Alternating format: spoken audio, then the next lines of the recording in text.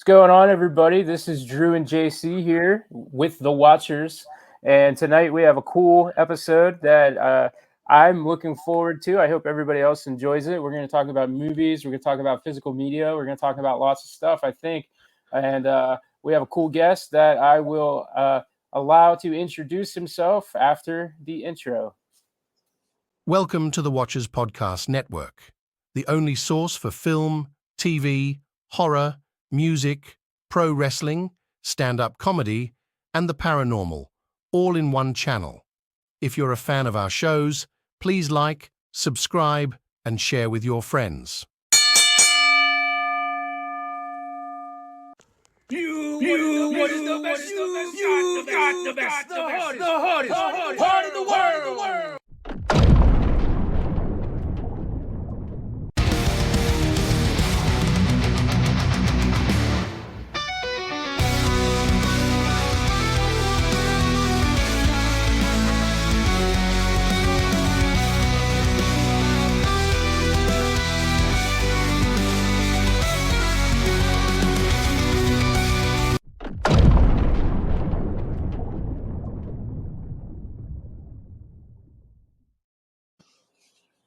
Hey, how you doing?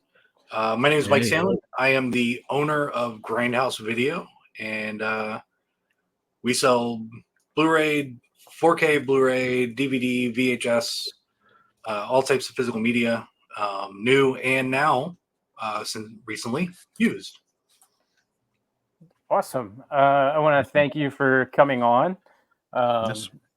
I can't remember the titles exactly because it's been a while, but I have actually purchased some stuff from you and had a good experience. So anybody listening, I can vouch right off of the bat that the store is effective and a good place to get your physical media from.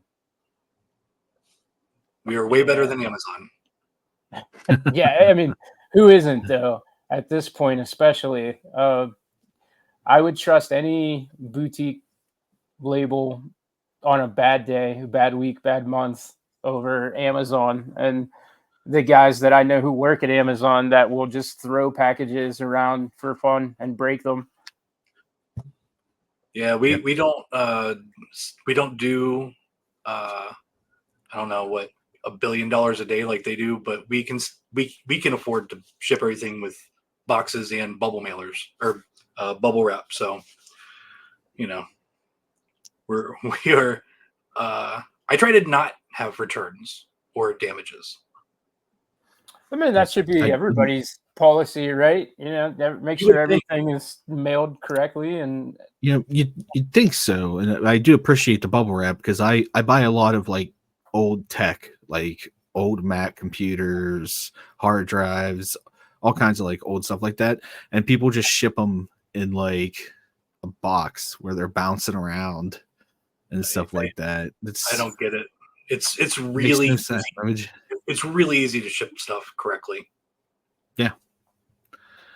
Yeah, I'm obviously I guess I don't know if the term is still tape trader or not, but I'm in a bunch of different groups that will trade Blu-rays or whatever, and it's always really sad and disheartening when something shows up in just like the cheapest Dollar General bubble mailer and like the case is all funky and busted.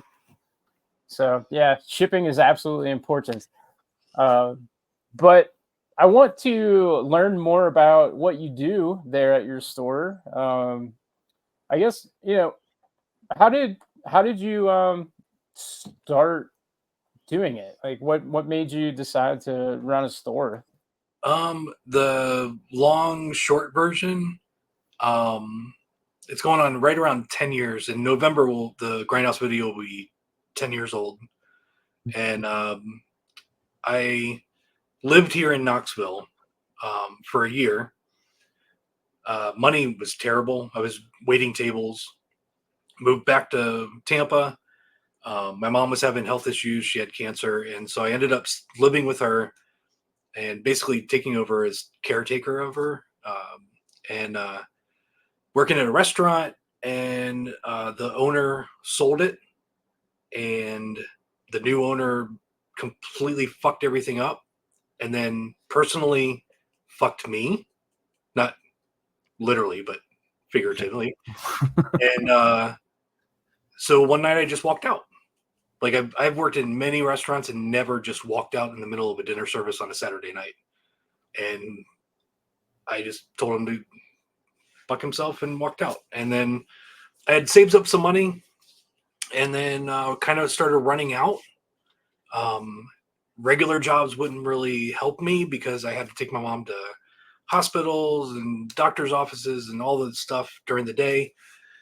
So I just was like, well, maybe I got these DVDs. I don't really watch them right now. Like, let me just go set up at the flea market.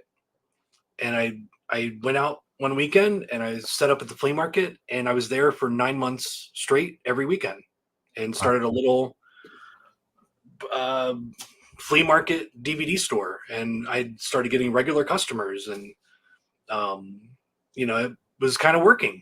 And I love horror, I love exploitation, I love cult films, and so I kind of catered toward that. But I kind of took anything that I could get, really, like Craigslist and Facebook Marketplace. I was driving around throughout the week picking up collections and stuff like that to fill the booth.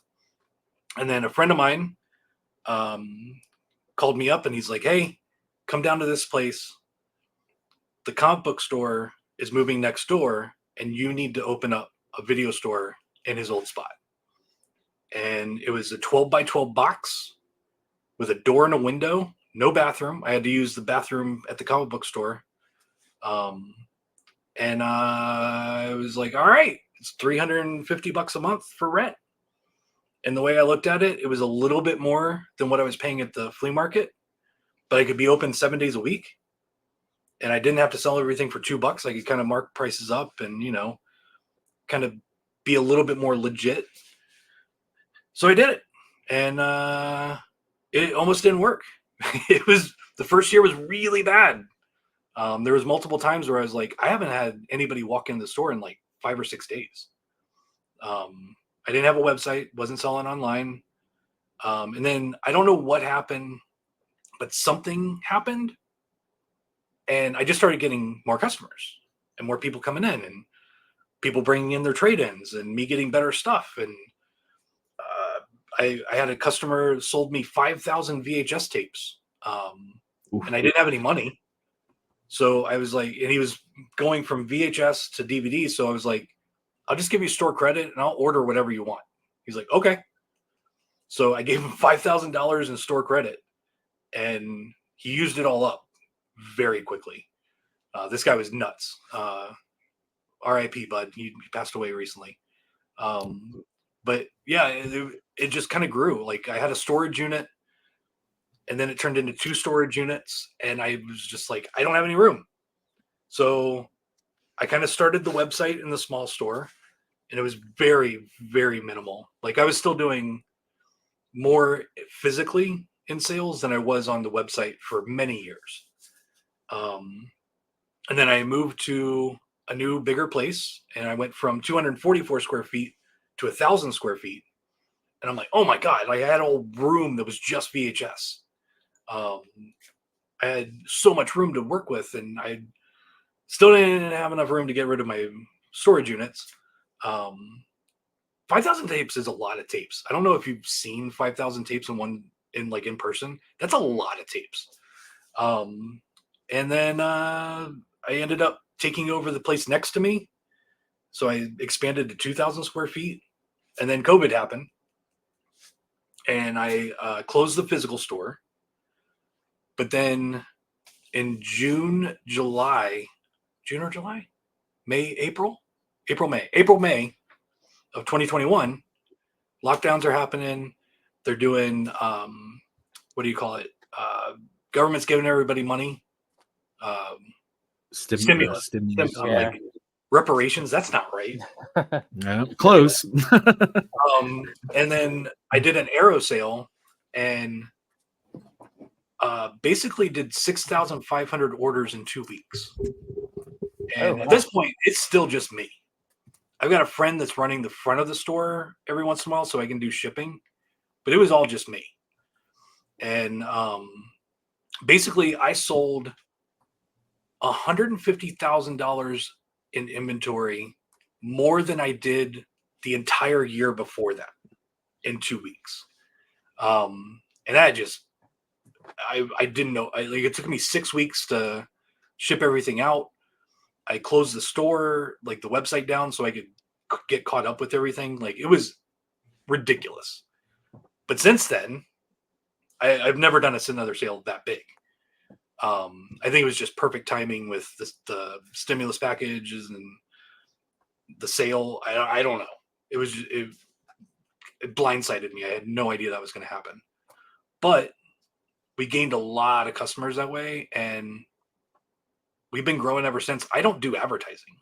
Like, I've never bought an ad on anything other than like maybe like Facebook, run like a $50 ad like while I'm doing a sale, but I've never really advertised the store, and we keep growing every year. And I think that's just with word of mouth and not being Amazon. Like, we package everything correctly. We have good customer service. I'm also not afraid to kind of be a dick to people that are stupid. So I've told a lot of people, don't order from me anymore. Like, you're not worth the money that you spend to have to deal with you. But overall, I'm a nice dude. You know, I'm just me. But yeah, we're still going strong. 10 years. This year we're doing 10 sales for 10 months for 10 years, and that started in February, I believe, and going on through November. November's our big sale. We do it every year. It's our Black November sale. It's to celebrate our anniversary. And instead of a Black Friday sale, we do a Black November sale. And we have a huge sale, and I mark stuff down, and I give away gift cards and all kinds of stuff. But yeah, so now this month or this year, every month we're doing a brand new sale with a different company. Like, we've done, what do we do? Blue Underground, 88 Films.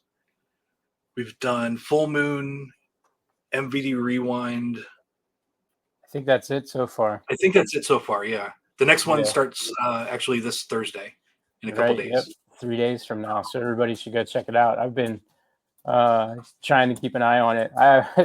I have some movie funds put to the side, and I've just been kind of waiting right now for the right sale.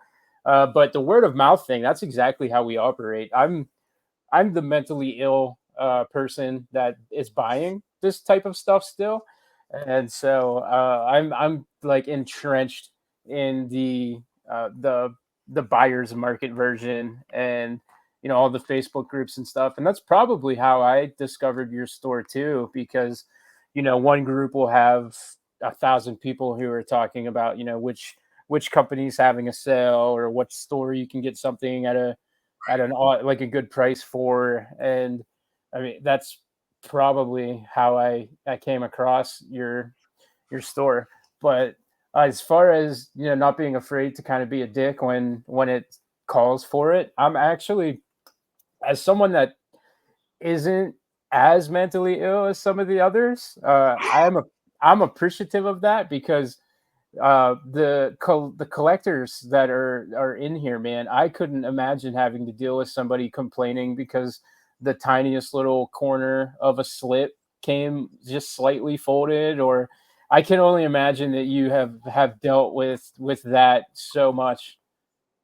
Yeah, I mean, everything on the site, like I have an FAQ page. When you click on an item, if you keep scrolling, it will give you that FAQ, because I want it be very clear that we can't guarantee slipcovers are mint, because they come in all sorts of conditions when they get to us. Like, we'll do everything we can to get it to you looking the same as when it left here. But yeah, it's a pain in the ass. Like, Yeah. I get emails every week, hey, this slipcover has a bend. And I'm like, okay, sorry. Like, here, if you want to return it, return it.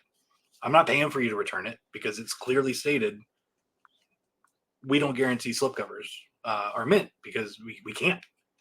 Like, if I was returning every slipcover that came in damaged, I wouldn't have any slipcovers to sell.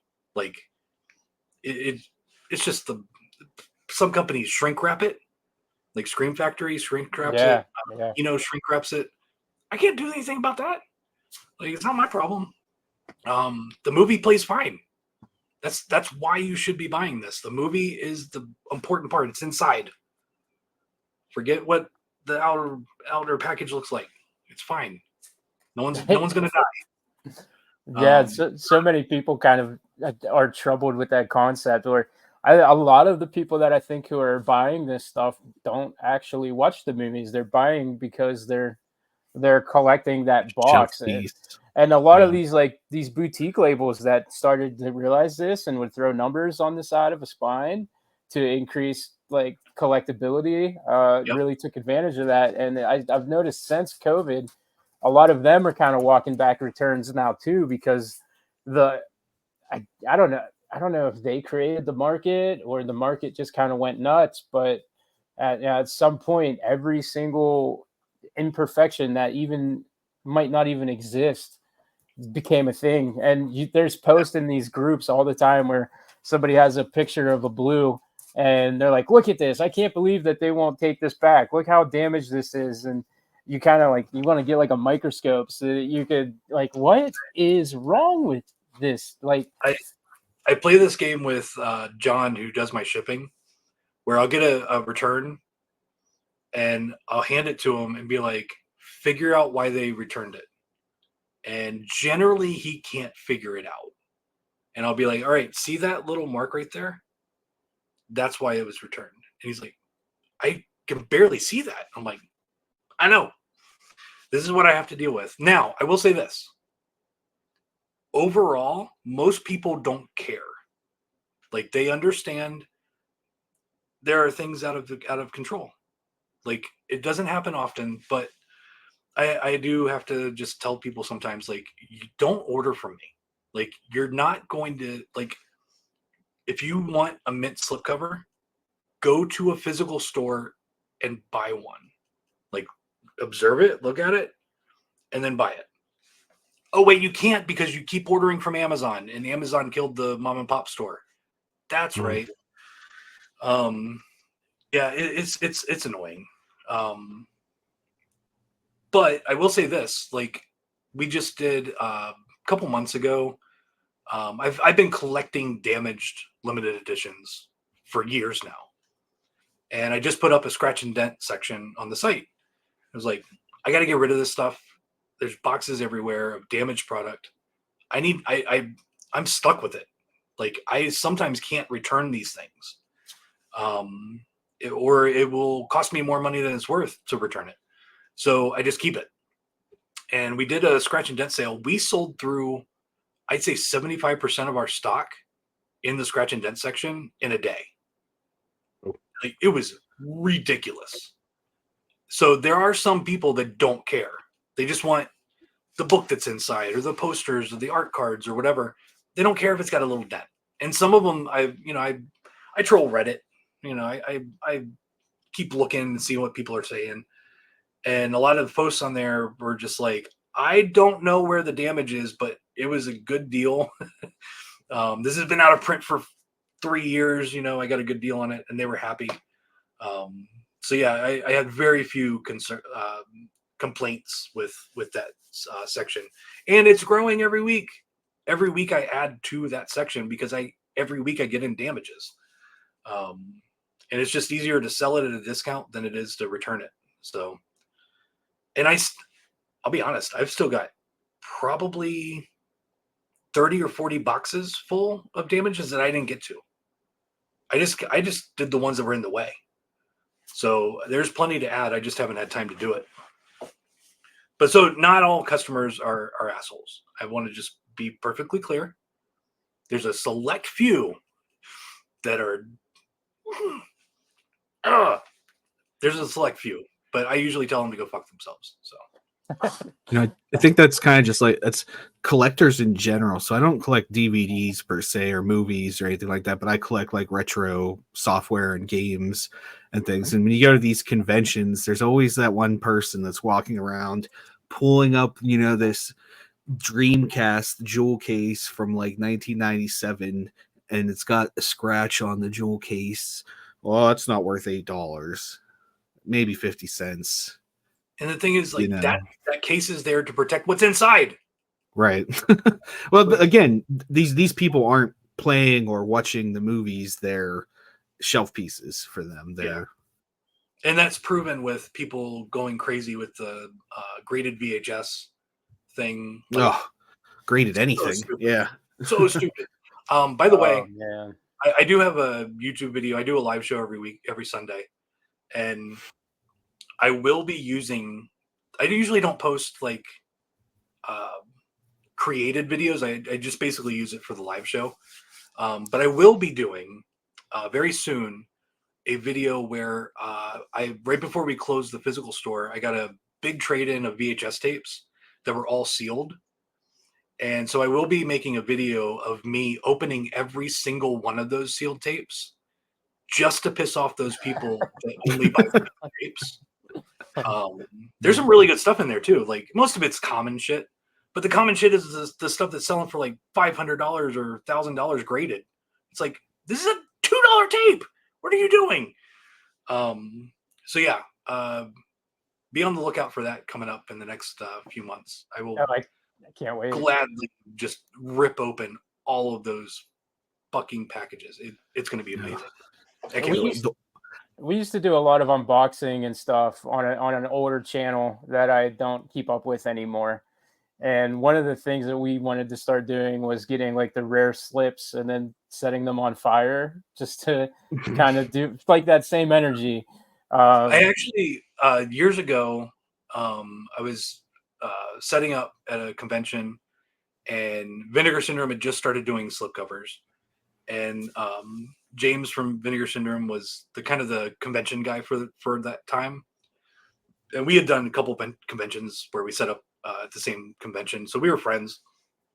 And I told him that I had a movie idea. And I was going to do my own release. And it was going to be a movie called Slipcover Massacre.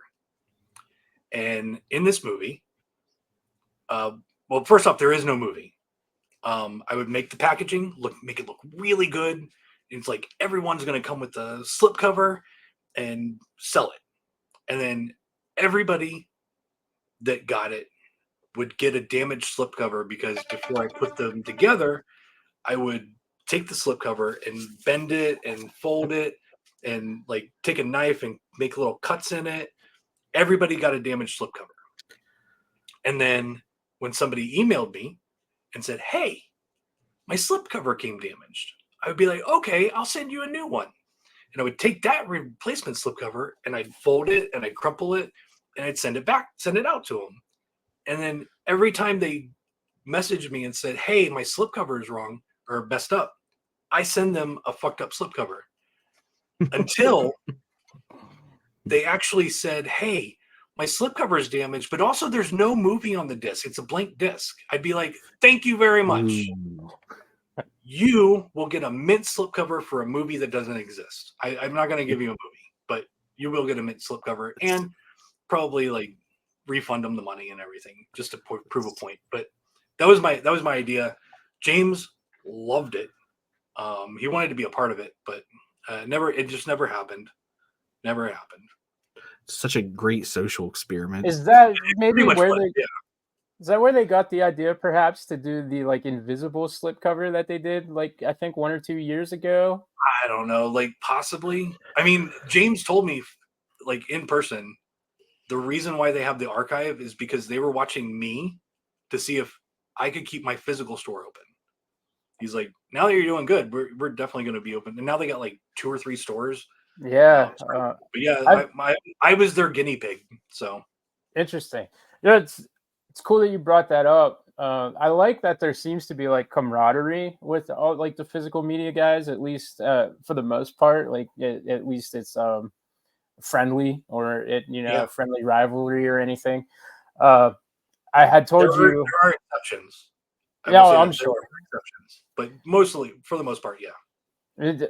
I mean, I don't think that the market really dictates that people try to be cutthroat with each other because everybody seems to be thriving right now that it's kind of become more of a niche thing. And the people who are willing to spend $80 to get showgirls on 4K seem like they are willing to buy everything from everybody as long as it seems to be collectible. I skipped that one. I'm usually a little, well, I don't want to say hard on Vinegar Syndrome over the last few years, but I feel like they kind of went a little mainstream, lost their way. I used to be a subscriber and everything, but it's just like even Roadhouse. I mean, that's a classic movie and everything, but like when they put Roadhouse out on 4K, man, I was just like, that's disappointing. Like I I came will here, say, like, every company, I mean, they got to pay the bills, and releasing Flesh Eating Mothers 15 times or a movie like it isn't going to pay the bills. right, Um, as a company grows, you get bigger titles. I mean, look at Shout Factory. Like, they're almost not even a boutique anymore. Like, right, look at their catalog. They have some of the biggest names in horror, like the biggest movies. Um, and they still put out the smaller stuff, but the bigger stuff is what pays the bills, so they can put out the smaller stuff. So I get it. I'm really good friends with Stephen Byro from Unearthed Films. I actually did his shipping for the first two American Guinea Pig Indiegogo campaigns he did. We've been good friends for probably like 7 or 8 years now, and he's the same way. Like, he's known for putting out extreme films. He's got Serbian film, right. um, you know, which honestly, there's very few older, like, that's a 2-year-old release now. There are very few of those that I restock where I'm ordering 10 at a time to do a restock because they sell so fast. I don't get that with the Beyond or Cannibal Holocaust or any of those big titles, like any of the Shout Factory stuff. I don't order any of it at 10 at a time for an older movie. But Serbian film, I do. Like, that movie is just ridiculous.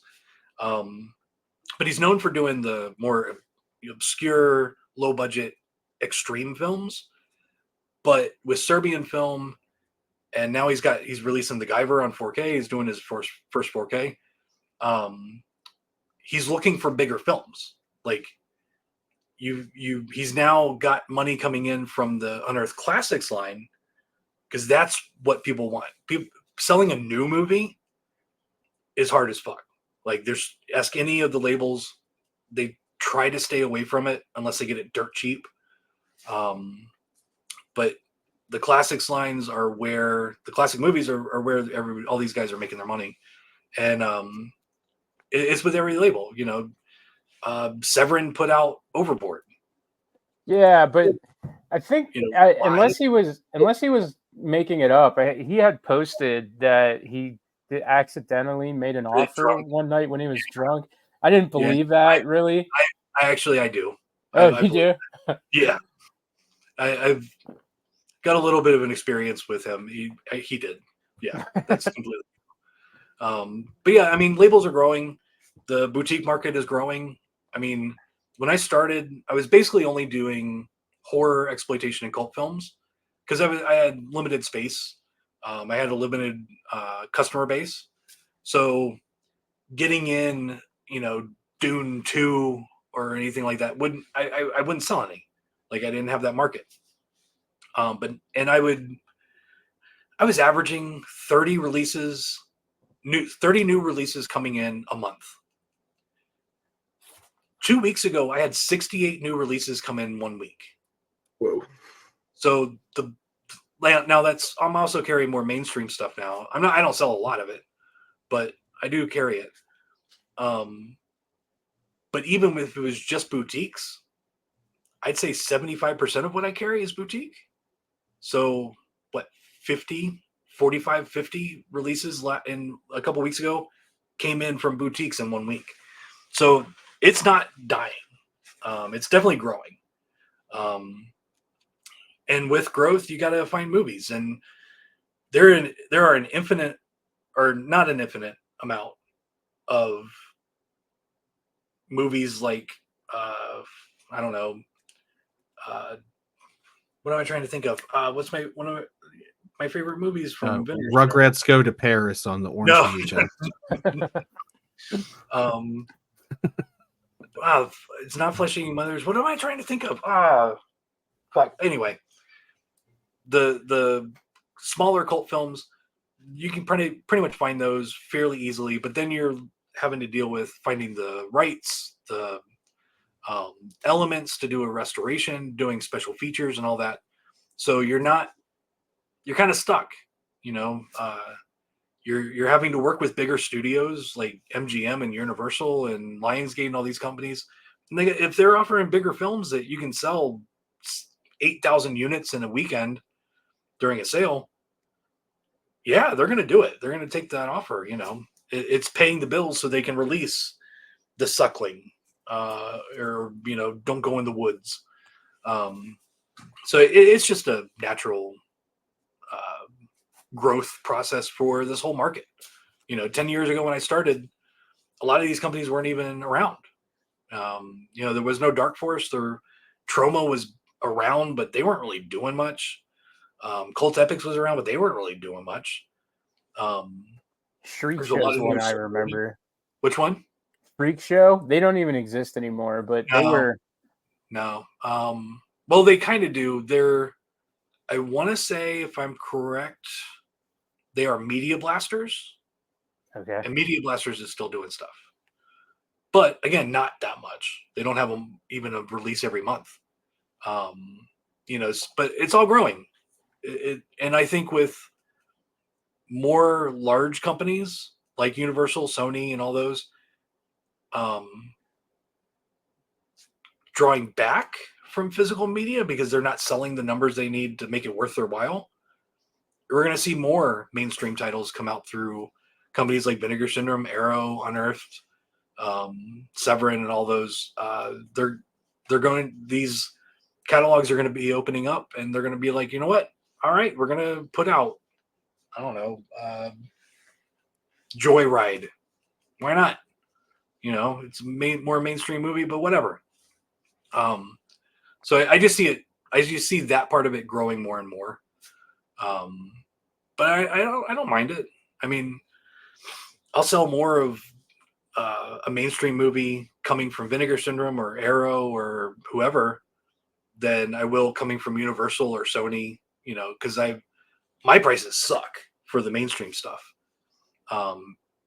Generally, my prices for mainstream are more. My wholesale prices are more expensive than what Amazon sells it for a lot of films. So I'd rather get Showgirls put out by Vinegar Syndrome than Showgirls put out by MGM. I'll sell way more of them. And that'll keep me in business. So I get it. It's a natural progression. Yeah. And I mean, the stuff that they are putting out is still kind of fringe. It's just like, it's one of those things where, I don't know, it's kind of, when I fell in love with the brand, they just kind of seemed, I hate to say edgier, but I mean, over the last year or so, they've kind of even toned back on all of the, I don't know, like the old 70s porn and stuff that they were putting out. Like they're almost kind of publicly distancing themselves. I think they created a separate label for it now. Yeah. I haven't been following as much as I did even a year ago. But yeah, I don't know. At least the packaging is nice, and those 4K boxes are really cool. And the like the magnet and stuff that shuts it. So if nothing else, like, I don't know if I would buy Showgirls, honestly, but I would be lying if I told you the packaging wasn't at least enticing, just because that mental illness that we have. Whereas, like, that would look good on the shelf. I will say Showgirls is more of a cult film than you realize. That movie sucks. And yeah, that's true. Just like people love that movie just like they love The Room because it sucks. So, I mean, Yep. it kind of plays in with Vinegar Syndrome style. Yeah, that's definitely maybe me. I don't I don't know if I'm just not old enough to have appreciated the failure of that movie, but I just remember seeing it all the time on like Showtime or Cinemax or whatever, growing up. So it was just kind of always there. Whereas what I really loved about Vinegar Syndrome and these other labels when I got into them was I was finding things for the first time. And I don't know, I guess maybe I just kind of get bummed out about that's kind of disappearing a little bit. Like, I don't know if I've just gotten that far through the catalogs and discovered all of this stuff that I'm going to discover that way. But what was really cool was finding a website, or a video store and landing on these movies that are adjacent to the stuff that I grew up loving. But for some reason in a video store, I never saw them or never grabbed one. And so like it was just like this newness and this discovery factors is kind of, it feels like it's starting to slip away with those titles. Yeah, I mean, I grew. I'm going to be 50 this year, so I grew up with VHS rental stores on every corner, and I rented every one of those movies. Like, Microwave Massacre is one of my favorites, just because I rented it almost every week, like for quite a while. Because the store I went to would have like 3 for $3 on Wednesdays, and I'd go in there every Wednesday and I'd find two. I couldn't find another one that I really wanted to watch, so I just rent my Microwave Massacre again, and I watched it so many times. I fucking love that movie, and it's on Arrow. It's got a great fucking transfer. It's crazy. But back then, that was it for me. Like, 2000 Maniacs was the first time I realized, as like, I don't know, 15, 16-year-old kid, that I watched the credits and it was like filmed. I can't remember where, but it's filmed in Florida. And I'm like, that's like an hour and a half away from here. They made a movie there? Like, I didn't realize that. Like, so it was just that discovery for me was at a mom and pop video store where everything was coming to VHS. I watched some terrible shit during those times. But I also found, movies like Dead Alive and Reanimator and, all these crazy 80s movies that just aren't made anymore. And that's what I love. But I will say this. I thought when I opened the store, I'm like, all right, I've seen everything. I watched so many movies back then. Every month, they start doing announcements, and I'm like, what the fuck is that? Like, I have never heard of that movie before. So it is there. They're not all good. I will say most of them are bad. But there is room for discovery. You just got to kind of go with it and, figure out what you like. Figure out what kind of movies you're into. Like, I don't like giallo films. I think they're boring. I think they're stupid. Oh, I'm with you, dude. I'm with you. I'm so glad you said that. Although Sam's gonna be upset with me, but like I haven't really fallen in for that yet. And we have a friend of the show who we're gonna do a Jalo episode where he's giving me like a list to go watch and see if I can come around on them. But yeah, man, I'm with you. If you don't like them, you don't like them. Like for the listeners, can you expound on what the giallo film is? So it is basically an Italian drama thriller. They're kind of lumped into the horror thing. I don't know why, because they're boring and they're stupid and like nothing generally happens for the most part. But the colors are pretty and the cinematography can be nice. I don't get it. I think it's stupid. When I had the physical store, I actually made my own buttons, and I made buttons that said Giallo sucks. And every time I'd print some, I'd sell out immediately. Like I loved it. I would even every once in a while put some in a box where somebody just ordered a bunch of Giallo films. I just throw one in the box. But yeah, like I don't know. It's Italian. It's an Italian genre. Means yellow. Giallo means yellow. And they're just like slow burning murder mysteries, there's usually a masked killer that you don't find out who it is until the end. There's a very large sexual aspect to it. It usually has to deal with models or you know, hot girls getting naked and all of it. I don't get it. I think Suspiria is so overrated. Like, yeah, it's pretty to look at, but it's so boring. The movie sucks. But that's not my thing. Dead Alive is my thing. Reanimator is my thing. Microwave Massacre is my thing. I would rather watch a movie that is batshit crazy and something happening at all times than sit with a movie for an hour and a half trying to figure out who the killer is and look at all the pretty lights. Not my thing. You know, I got to admit that when we spoke to Frank Farrell last week, I went down this rabbit hole, and it was the first time I had seen Microwave Massacre. It just randomly came up in suggested movies. I started watching it, and it instantly was one of my favorites. But I also didn't know it was Jackie Vernon's last on-screen performance before his death. Oh, I didn't realize it was his last before he died. I think I read that it was his last. Don't super quote me on that, but I'm pretty sure it was his last. I mean, the movie's not funny. He was a great comedian back in the day, but it's not funny. The jokes are horrible. But that's kind of why I loved it, because it's I thought they were funny. So stupid. Like it's like corny one-liners and like wink at the camera type jokes. It's great. I love it. It's like I always thought about, like, it's kind of the shit that, like, when we were in high school, if we ever were to sit down and write a film that was like ridiculous, like that's what we would have wrote. Yeah. All right. I think on that argument with the Jalos that you had just said there, I think people would make an argument though that those exist like phenomena, right?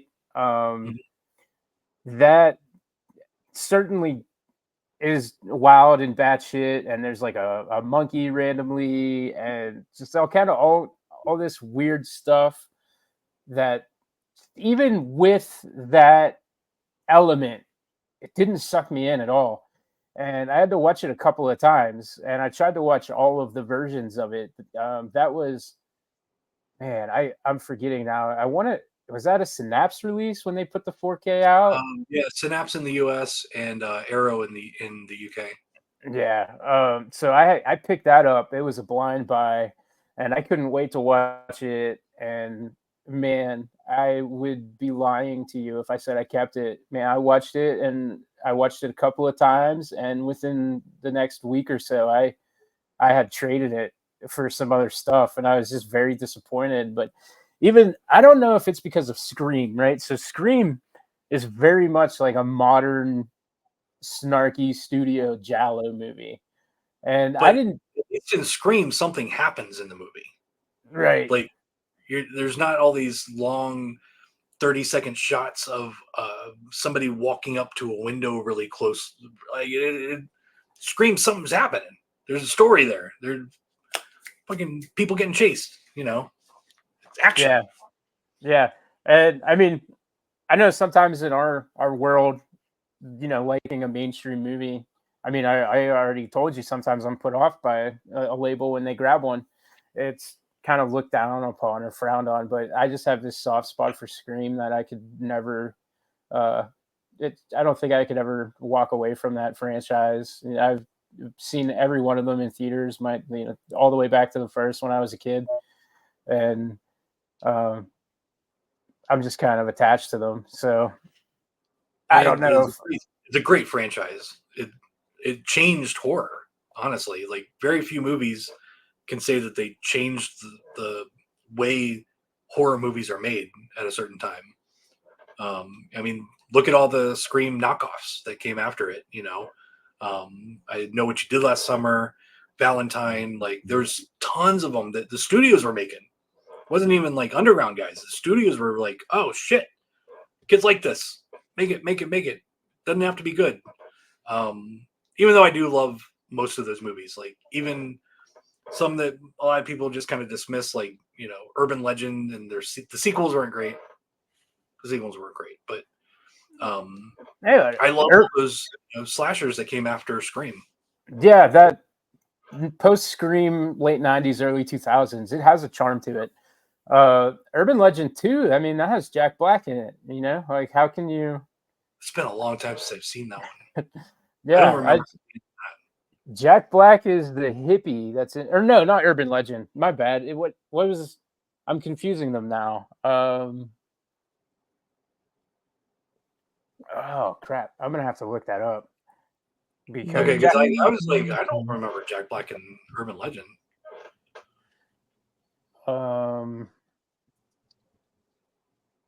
That was I Know What You Did Last Summer. I still know, maybe. He's in one of them. He's the hippie with like the dreadlocks. Oh, yeah. He's in I still know. Yeah. The second one. The one that takes place on the tropical island. Yeah. I just confused the franchise there for a second, but I think Valentine was. I didn't remember convincing myself that I liked it because I grew up like a fan of Angel and Buffy the Vampire Slayer, and since David Boreanaz was in it, I was like, yeah, I have to like this movie. But I kind of remember the last time I watched that feeling pretty bored. I picked it up when Scream Factory had put it out, but yeah, I don't know. I guess like it's not amazing, but it's not bad. Like it's way more exciting than a Jello film. That's right. That's yeah, sure.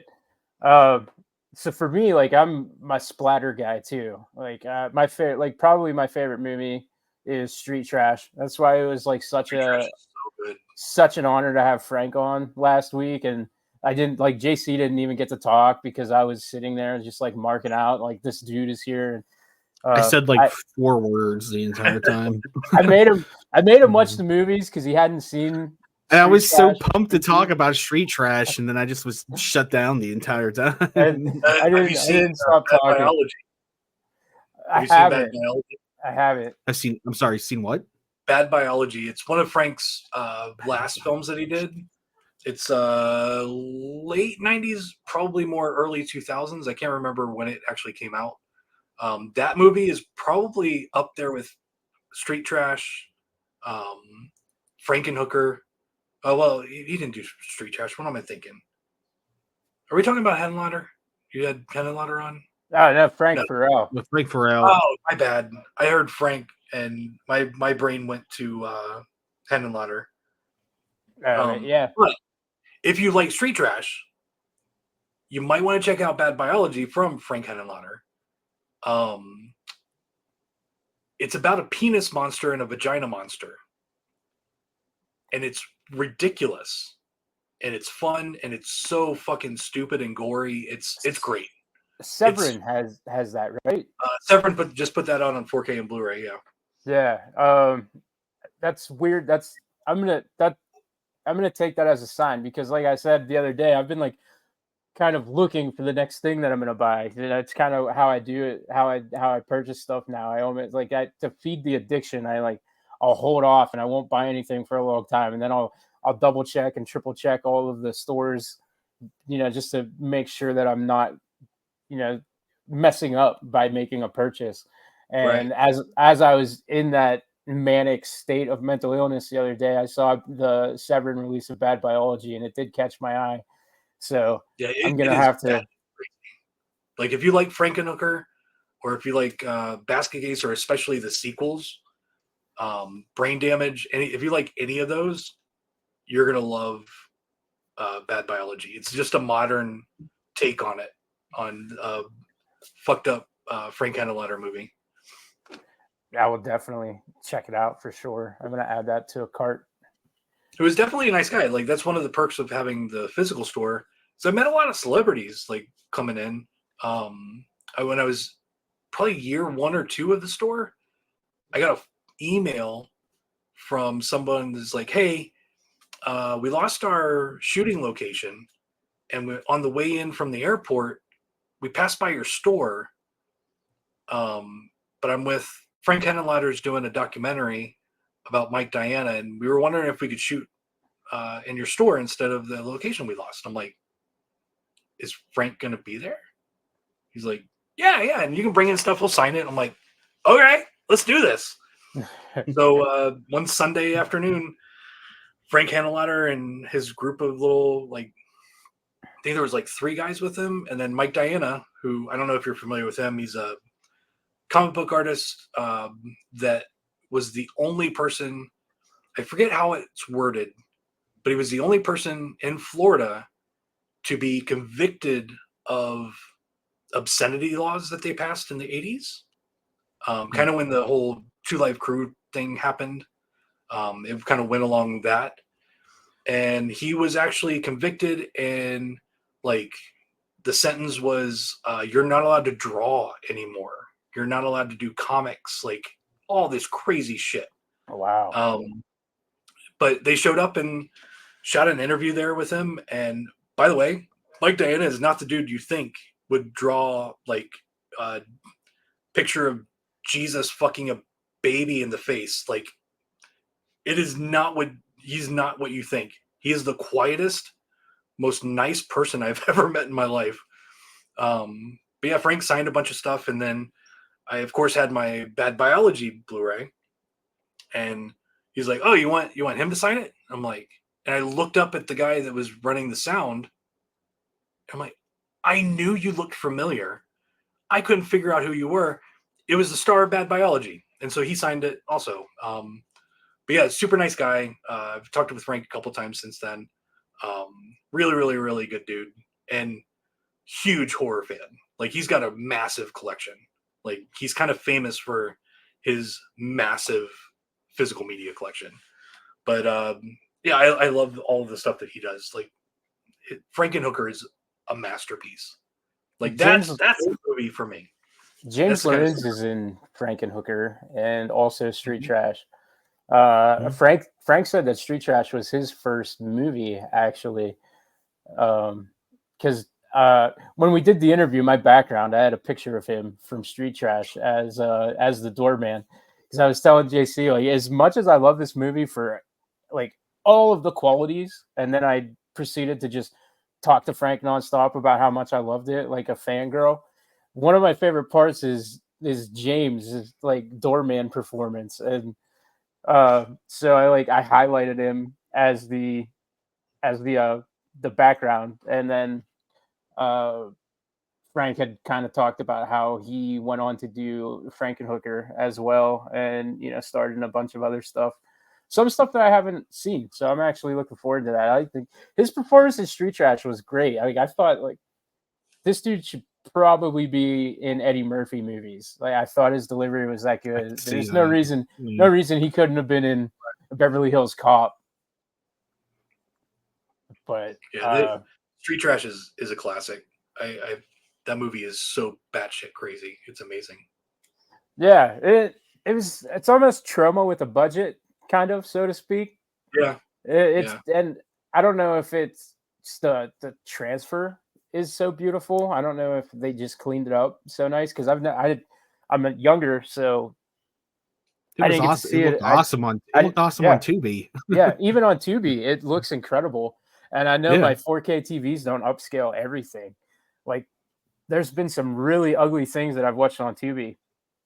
So the transfer itself too is absolutely incredible. I don't know if that's just the original negative was beautiful from the start. Well, Synapse does a really good job with their transfers. I mean, they'll announce something and 4 years later it'll come out because it's finally like Don May is kind of anal and fucking obsessed with putting out the perfect product.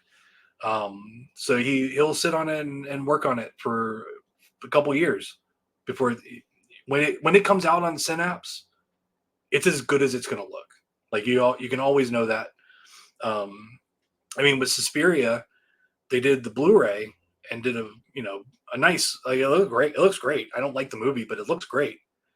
But then when they did the 4K, they sat and did another new scan and did all the color correction for HDR and I don't know all the fucking stupid terms on it for it, but they did a brand new transfer for 4K to utilize everything that 4K can do for it.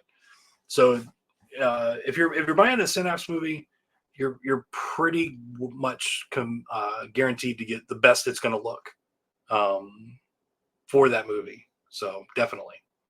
Yeah, we're actually I talked to him. He said he's been busy and kind of ill, but he's gonna jump on and we're gonna have him on at the end of summer into the fall.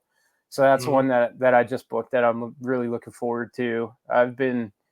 Yeah, we started out as just a strictly paranormal show where we would interview like paranormal celebrities. I kind of fancied myself as the next Art Bell for 5 minutes, but really my real passion is film and cult cinema, and we're trying to get one made right now ourselves.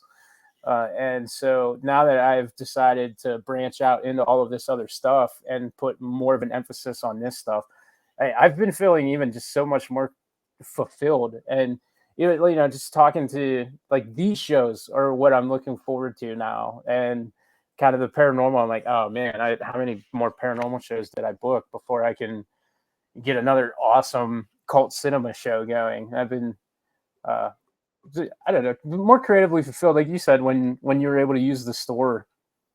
Just the guests that we've had and the caliber of people that I'm talking to. Yeah, somebody who's liked us because of the paranormal. This might mean absolutely nothing to them, but I'm the happiest I've been, I think, with this show. Do you know who Scott Tepperman is? Um, it's not ringing a bell by name. So he was on back in the day.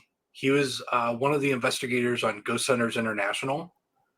But he's also a horror filmmaker and one of my old customers in Tampa. Okay. That's how I met him. Like he just showed up one day, and I was like, it kind of looked familiar. And then we started talking, and he's like, "Oh yeah, you might know me from Ghost Hunters International." I'm like, "Holy shit, I used to watch that show." Now I remember. I looked on YouTube, and I'm like, "Yep, that's him." But yeah, if you wanted to combine both, you might want to reach out to him. Like you'd be able to do paranormal and movies. Yeah, I will. Absolutely. I just kind of Googled. I recognize some of these, like Meat Hook Massacre 4. Um, that's one I've definitely caught. Yeah, I'll definitely reach out to him. That seems cool. Yeah, and he's a Uh, nice guy. I haven't talked to him in forever. He kind of after COVID, a lot of my out of town customers kind of stopped coming in because I wasn't open. So I haven't talked to him in a while. But if you do it, hook up with him. Tell him I said hi. yeah, I will. I'll mark that in my notes. Actually, I've been taking a couple here throughout the conversation. So you have the sale going on right now where you're for the celebration of your 10 years in Mhm. business. um I also, this is a side note, I see that Bad Biology is on your store. I have it in a cart. I'm going to peruse and I'll be ordering that so that I can take a look at that movie. But outside of your sale to celebrate your 10 years in business, do you have anything else that you'd want to plug or promote in any way, shape, or form? Well, I just started adding used because the physical store, most of the stock honestly was used. I've never had a store big enough to put everything out. And right now, the building that we were in Knoxville was 4,200 square feet, and I think 2,600 of that was the main floor. Um, the rest is all back in the back for the website. Um, but I still didn't have enough room to put everything out. Like I've got boxes of VHS that I haven't touched in years because I might have also right before COVID bought another collection of 5,000 tapes that I've not touched in years, like except for to put them in a box to move to Knoxville. So I've still got, I don't know, a couple of thousand tapes there that haven't even touched the floor in the physical store when I was open. Um, so like I've got a lot of used. I need to get rid of it. Now that the physical store is not open, we're not really getting as much trade-ins. We do buy collections. You want to email me info@grindhousevideo.com if you're wanting to get rid of a collection, just email me. Like I'll kind of explain how it works, and but we don't have people walking in the door, so I need to get rid of all the used. So I've been adding VHS, Blu-ray, DVD, used 4Ks. Every week I'm putting new stuff onto the used section, and it's been very popular. We've sold a lot of fucking used in the last, like, VHS. I think I started putting up about a month ago, and then the last couple weeks I started doing the Blu-rays and DVDs.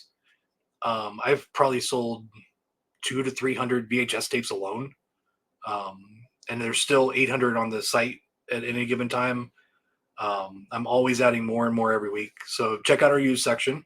Help me eliminate some product that is just not moving because it's still in boxes.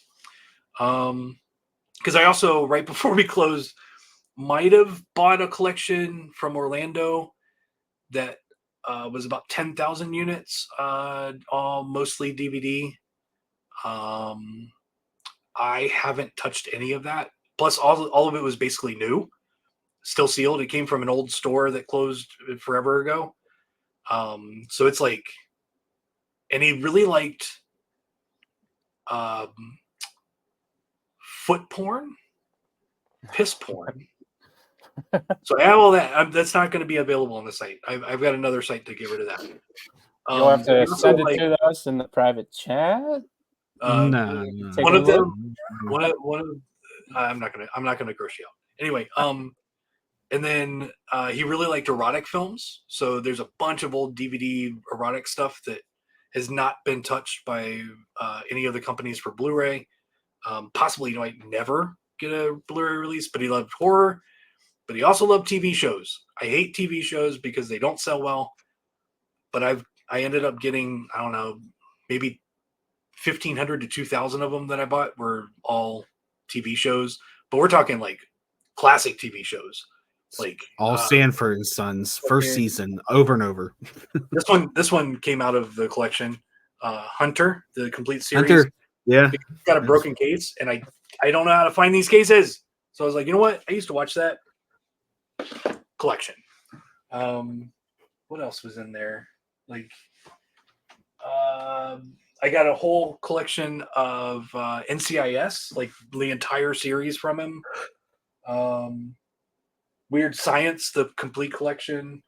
Weird Science. Got all the Gilmore Girls. So there's a bunch of random TV shows that will be going up pretty soon. So yeah, just check out our used section. I'm also really bad at doing keeping inventory control. My whole deal is trying not to keep everything in stock at all times, which means I sometimes get stuff in that doesn't sell. But then when one sells, even though it's the first time it's been ordered in a year, I'll just automatically restock it. I got to stop doing that. I'm running out of room, and it's a waste of money. So every month for the last few months now, I've been going through and doing markdowns on everything that's not selling. And it's going down $1 at a time until it sells, and get rid of it. I'm going to start doing returns probably next month because I'll be losing money if I mark it down another $1. So there's literally thousands of titles that are marked down, and those markdowns will continue every month. As a new title comes in, if it stops selling and I haven't sold one in 90 days, I'm getting rid of it to make room for the stuff that does sell. So I'm trying to be a better businessman. And my OCD is like, yeah, but it's available. I'm like, no, you gotta stop doing that, Mike. So I'm trying to get my inventory a little bit more in control, and that means savings for you. But then we also have the 10 sales for this year. I will say, I don't know when this is getting posted anywhere, but the one coming up on Thursday, I'll let you guys know first. I just found out about it today, is with Epic Films, which is, for the most part, I don't think they've done any old classics. It's all new movies. And their entire Blu-ray catalog is $20. So it's all going to be $10. Like literally across the board. I do not think that they have anything more than $20 retail. So yeah, it's all going to be $10. But they got movies like Terrifier. I got the spreadsheet up here. What else? I've seen a few of theirs. Tales of Halloween. Highly recommend it. It's a great Halloween movie. There's another one called Extremity, which sounds like it's going to be like torture porn, and it is a little bit, but it's actually a really good kind of psychological horror film about a girl that goes to like McCamey Manor type places to get her fix to where she can feel again. Like she's had a lot of trauma, and going to these places helps her connect with like the shit going on in her head. And it gets dark, but it's honestly a really, really good movie. What else? Circus of the Dead. I've never seen it, but it's kind of like a fairly popular like underground type movie. Benny Loves You. All right. Okay.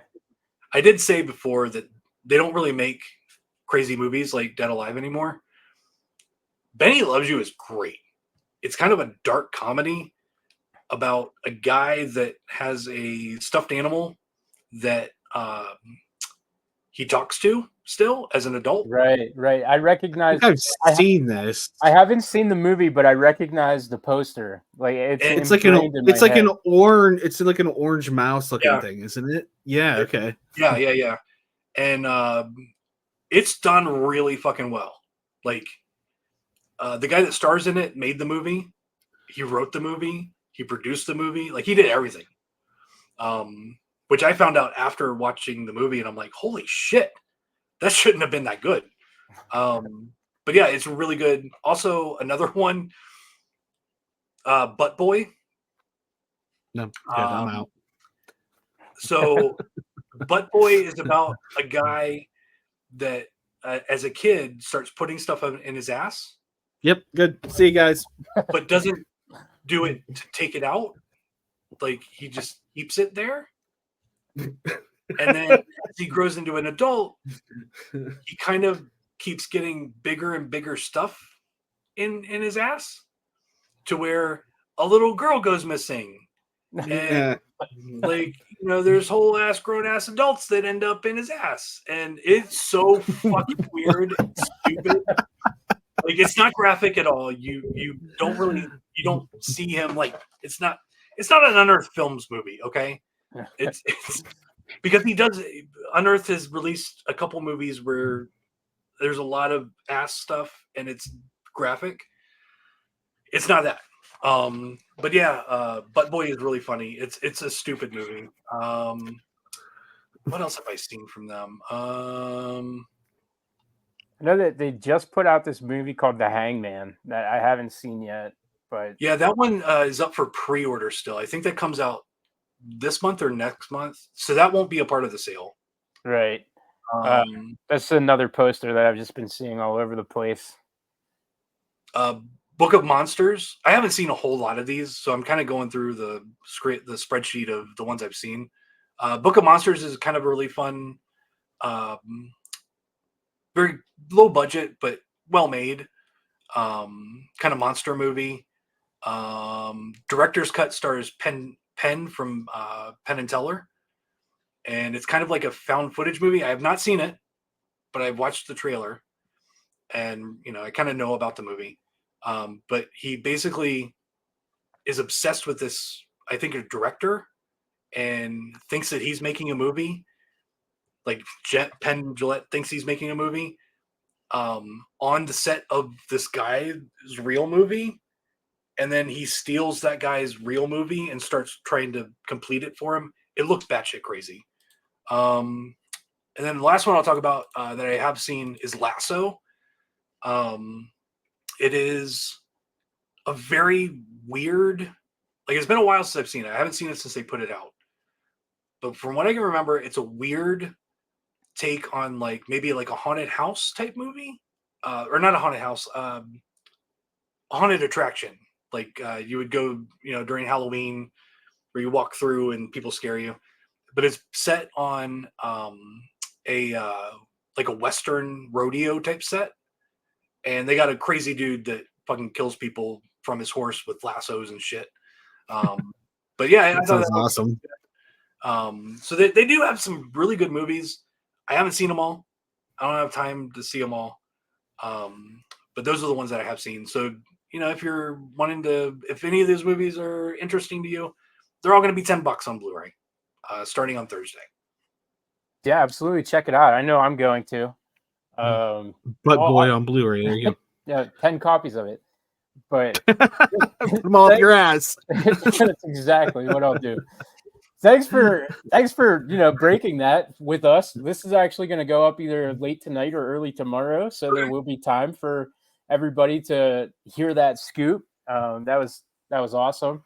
Yeah, I'll be working on. I just got the spreadsheet today, so I'll be working on taking everything down that's going to be a part of the sale tonight. So hopefully by tomorrow, if you go to the Epic part of my website, you'll see the ones that are not going to be a part of the sale. I'm not doing any of the DVDs. So with this sale, with these sales, the more expensive it is, the more room I have to work with me making money. Epic's DVDs are all $10 full retail, which means after all is said and done, I would make about $1.50 or less per DVD I sell. It's honestly not worth it. It's not worth the trouble of putting it on the site and getting everything changed and then selling them and shipping them and then doing the spreadsheet to get my credit back. Blah, blah, blah. $1.50 each is not worth it. So it'd just be the Blu-rays, but you'll see all the stuff. Anything left over will not be a part of the sale, and that's due to when I do these sales, my distributor might be low on stock, and so I don't include them in the sale because I won't be able to get them right away and ship them out with everything else that you guys order. But generally, it should, as far as I know, it should be pretty much everything from the Epic catalog, besides the Heyman, which is pre-order, and Bag of Lies that just came out. Like I literally just got it last week. So that one won't be a part of the sale, but everything else should be. Yeah, awesome. Cool. Yeah. Hey, thanks for coming on and talking with us. I had a good time. Yeah, same here. Yeah, awesome. So yeah, everybody check out the site, check out the sales. Absolute cool dude. Thanks for coming on. And Yeah, no problem. I just want to say, fuck Amazon. Don't use them. John is my only employee, and I do allow him to go to the bathroom anytime he wants. No, there you go. And something tells me that you probably don't have the need to have a mental health booth for him to go and get away from you.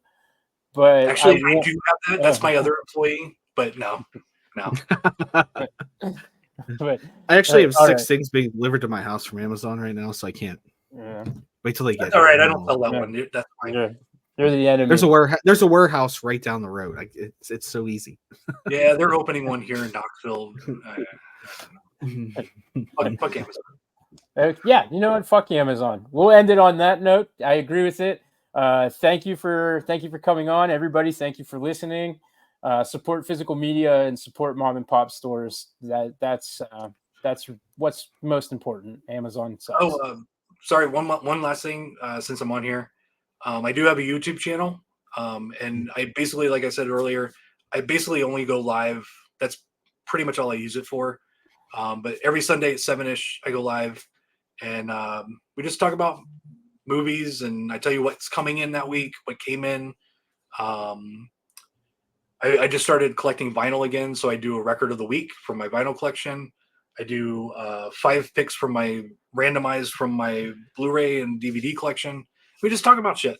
Just hang out for half hour, 45 minutes. What's the name of the YouTube channel? Good question. I don't know. Let me see if I can find out.